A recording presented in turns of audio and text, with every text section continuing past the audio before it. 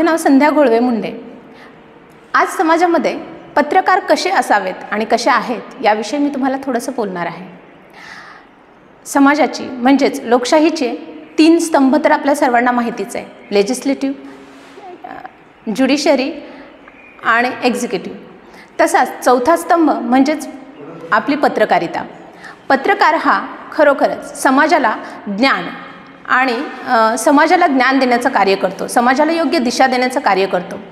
पूर्वीपासूनच टिळकांनी जेव्हा पत्रकारिता सुरू केली त्यावेळेसच समाज प्रबोधन हे त्या मागचं कारण होतं। परंतु जसजसे दिवस गेले तसतसं पत्रकाराला खूप मोठी डिमांड आणि त्याचं वर्चस्व वाढत गेलं।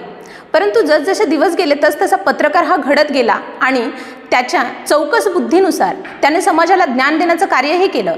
परंतु आताच्या आधुनिक काळामध्ये पत्रकार हा विकला जातोय, त्यामुळे त्यांनी योग्य दिशेने योग्य मार्गाने समाजाला ज्ञान देण्याचं कार्य करून शोध पत्रकारिता किंवा पत्रकारितामधले असलेले त्याचे खरोखरचे गुण हे बाहेर काढणं गरजेचं आहे।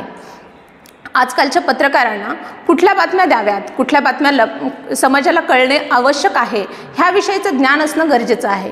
पत्रकारिता हा फक्त पैसे कमवण्याचा एक धंदा नसून त्याविषयी समाजाला ज्ञान देण्याचं कार्यही केलं पाहिजे, ह्याचा त्याला विसर झाला नाही पाहिजे। त्यामुळे सत्य उघडकीला आल्यानंतर समाजामध्ये त्याचा काय इम्पॅक्ट होईल, समाजामध्ये न्यायव्यवस्था ही कशी कार्य करते, समाजामध्ये असलेले अज्ञान दूर करण्याचं कार्य हे पत्रकाराने केले पाहिजे। पत्रकार घडवण्याचं कार्य जिथं होतं तिथूनच त्यांना ते शिक्षण मिळालं पाहिजे की त्यांचा उद्देश हा तिथंच क्लिअर झाला पाहिजे की खरोखर पत्रकारांचं कार्य काय असतं।